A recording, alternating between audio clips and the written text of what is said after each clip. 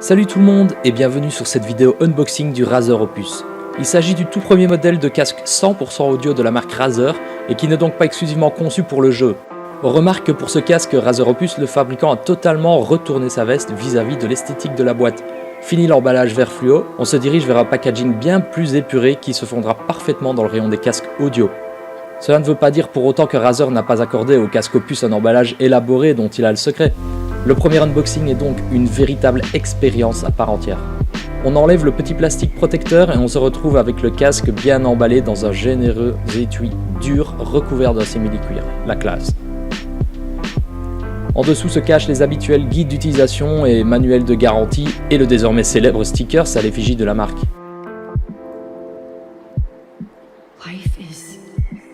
Lorsqu'on ouvre la housse, le casque est disposé de façon à donner un avant-goût de sa flexibilité à l'utilisateur.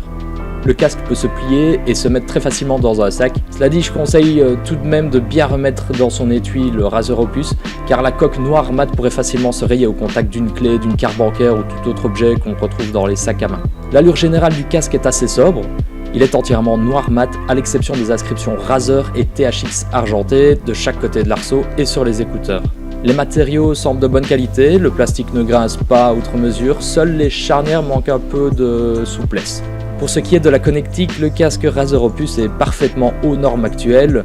La charge rapide s'effectue par le port USB-C. On retrouve également un port jack 3,5 mm pour l'utilisation passive. Puis on retrouve les boutons d'allumage, de contrôle média et de suppression de bruit active. Le casque ne dispose que d'un seul niveau de suppression de bruit, qui est assez équivalent au final à la suppression que propose le XM4 de Sony ou les headphones 700 de Bose. À côté du casque, le fabricant nous fournit la connectique qui complète l'attirail. On dispose d'un câble double jack mâle pour l'utilisation passive. Attention, du coup, la suppression de bruit ne sera pas possible dans ce cas. Nous avons un deuxième câble USB-C vers USB-A pour la charge. Et enfin, le petit bonus est un adaptateur pour les prises audio dans les avions, ce qui nous évite de devoir repasser par la caisse et d'acheter ce dispositif en supplément lorsqu'on part en vacances.